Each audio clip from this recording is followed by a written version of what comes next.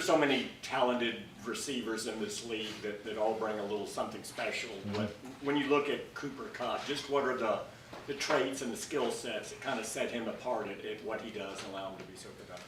Well, I think the biggest thing is it's the route running, but the depth of it. When you look at Cooper play, the utilization in the run blocking and, particularly around the edges and the fits, and they do an excellent job of their action pass game off of that. So, he's doing the dirty work too, setting up the action, as we call green grass passing opportunities. And then, he's very, very detailed, very, very, very, very detailed route runner. And I think just like any excellent receiver, you got to be connected to the quarterback. And he definitely has that connection with Matthew. You talk about connections with quarterbacks a lot. I mean, it's a huge thing. Why is it? How much of it is innate? I mean, I know a lot of it's studying and just repetition, but is there an innate quality there that just allows some guys to connect more so? Well, I guess it just depends on how you define instincts and awareness and how you how you connect with other people. But there is repetition involved in that because you just take a basic 4 vertical scheme. So everybody may teach it a little differently on the footwork, as far as if you're throwing the inside routes versus the outside routes. And so the details of that, some guys throw it differently than others. Some guys throw it more anticipation, some guys sink and drive the ball. So there is definitely a repetition component to it that's probably the majority of it. But yeah, I think it's, when you talk about players being very high in instincts and awareness, especially when they're young players, the reality is they played a lot of football and probably played a lot of other sports, leading up to their time in the league, because that's something that just doesn't, you can't just buy that in a store. Clarence Hill for Star Telegram. The bye week, you get yourself scouted across the hall. What did y'all learn about Dak in the offense, and is he ready to take the next step, after the bye week, and what y'all learned from him? Well, there's definitely a number of specifics, items that came out of that. I'm not going to sit here and talk about them here, but because I think we can apply it to the, how we're going to play the game. So, and that's not just for Dak; it's for everybody. Every coach from the opposing side of the ball broke down every player that's played in the first 6 games, because the starting point for across the hall is for the player to walk out of there with a scouting report, of how others view you. So, and then from that, there's also, there's red zone studies and all, so there's other things that coincide with that. But what I found has been super beneficial is the relationship that's established among your coaching staff, coaches to coaches, and players to coaches, from across the ball, because it's all about, raising your football IQ. You're always looking for opportunities for continuing education. This just really falls in that realm. You talked last week about some of the opportunities you had to run the ball because they ran the wide 9 in the ends. I know the Rams do similar things. Is that still open for this week with how they do their defense?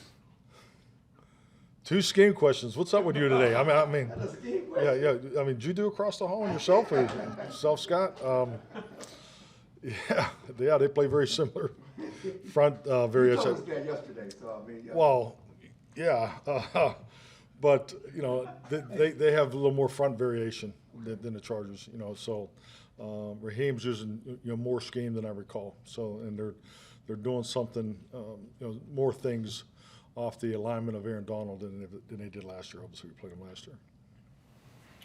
Mike, Todd Archer of the ESPN, they're not a division foe, but you played them now. It's going to be the 3rd time you played them in 4 years. Does it look like a common opponent now? Yeah, I would say so. I think with the numbers, we have 30 guys on the roster from last year. I think they have 19. So, yeah, there's definitely some familiarity. I think really the other part of it is, we practiced against them, in Oxnard in 21. So, a little bit like the Charger game. So, the Charger game, preparation part of it for us was going back and looking at the practice, just to get the video of, players, personal matchups going into the game. So, but their roster definitely, obviously, has changed, significantly, a lot more than ours. And then when you look at your run game, how important is yards per carry when you look at the statistical breakdown? Well, they're all important, but I just think like anything, when we get in particularly a negative statistic over the slate across the league average, you got to look inside of it, and some of our games, just stating the obvious, We've been in 4-minute offense for almost 3-4 quarters, 3 full quarters.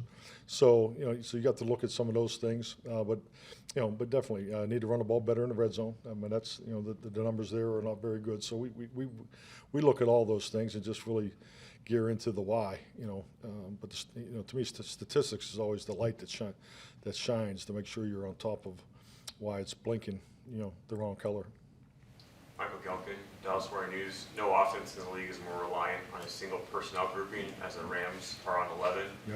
How do you see, how are they able to make defenses uncomfortable despite being so 11 heavy, or is it just kind of like we're going to line up and we're going to attack you with this? Well, I think it gives you an opportunity to play with more volume, because when you're one personnel group, you're able to really get through more concepts because, you're training the same group, you're seeing, specific defenses to that personnel group. So I think it's all part of your philosophy.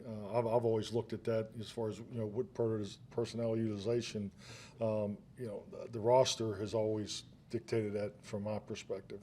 But some people draft specifically to that personnel. So, it's just more a philosophical approach, but it definitely gives you an opportunity to carry more volume, more creativity. You're a little more balanced this year than in the past in terms of different groupings. Yeah. Is that just we want to attack you in different ways? Utilization of roster, it's a long year.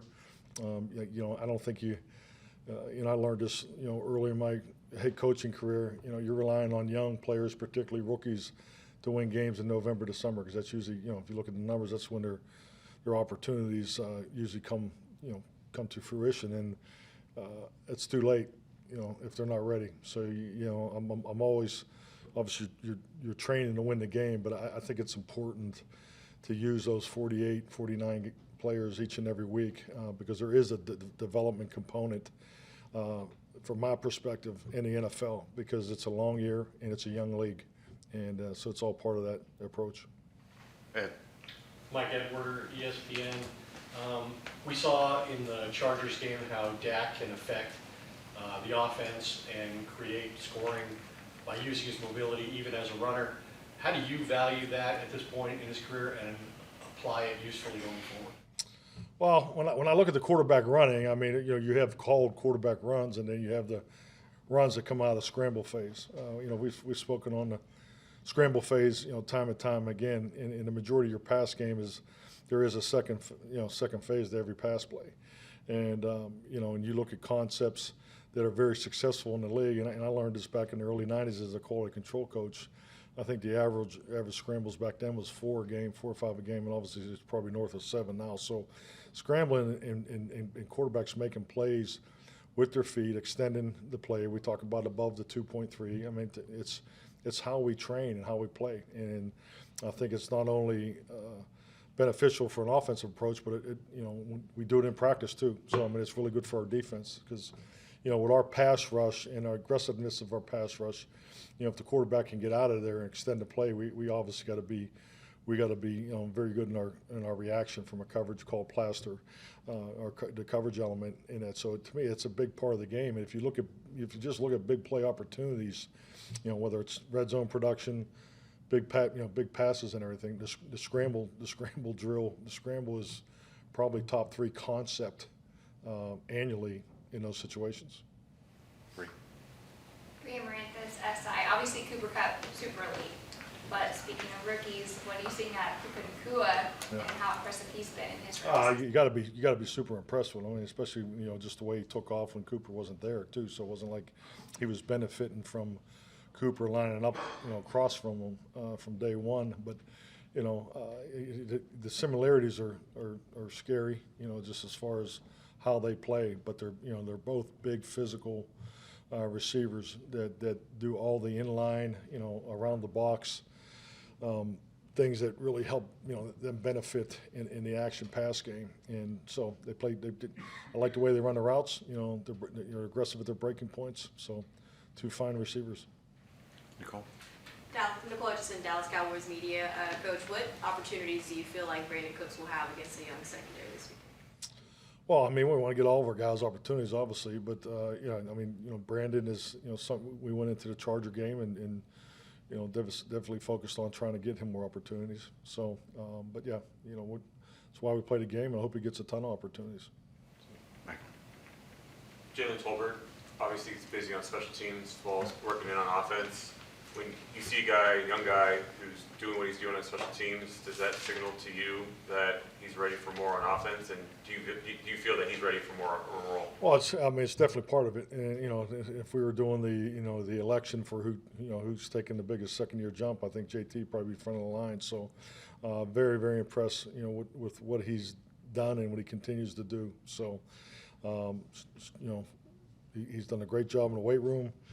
Super focused, puts in the extra work. His details is top notch. So he's definitely earned the right for more opportunities. How have you seen Jordan Lewis just stack weeks back from injury and maybe an increase in confidence where he's thinking about the foot less? Yeah, it's great just to see him out there. Number one, as we all know, significance of his injury. He got his foot stepped on yesterday just for a minute. He's fine, but I think just his ability to keep playing, keep practicing, stacking weeks of success, and you can see him playing with the confidence, and his toughness is something that resonates on our defense. So I think just the biggest thing for Jay Lewis is to have that availability, both during the week and clearly on Sundays. David. You were talking earlier just about the prominence of the scramble drill, how it's 4 to 5, now it's like north of 7. How do you balance, when it is as effective as it is, how do you balance wanting to go through your offense and do that versus should we try to create some situations within a game to do this more against this opponent because of how they play? No, I think now you're going down the wrong road. I think when you premeditate scramble drills, not saying it's never been done, you're getting into a realm of, distress you're putting on your protection unit. So, I mean, it has to be activated, at the right time, in my opinion. So, when you get to the scramble drill, it depends on how you teach progressions with the quarterbacks and the receivers. So in the time clocks that you activated, and that's why scheme wise, a lot of people run the same plays and so forth, but everybody coaches them a little differently, and I think this is one of those things.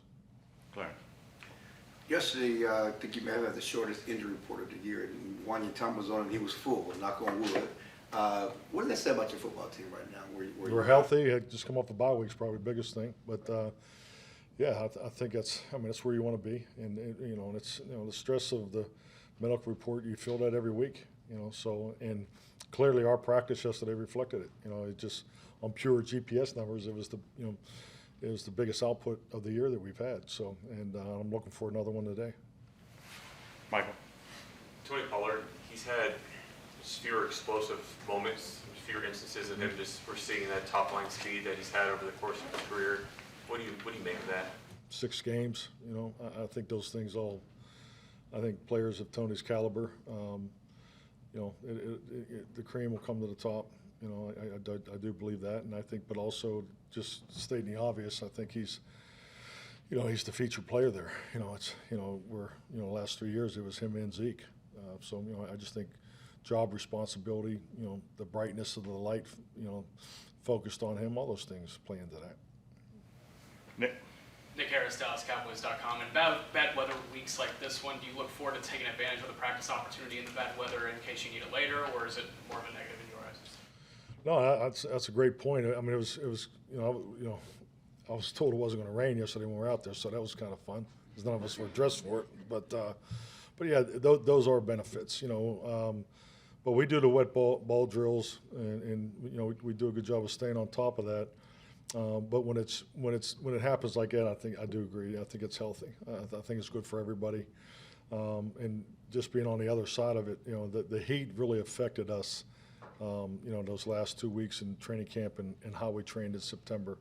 That was clearly evident just in our practice numbers. So it was actually refreshing to have a little rain and have that type of practice. All righty, thank you, Mike. Thank you.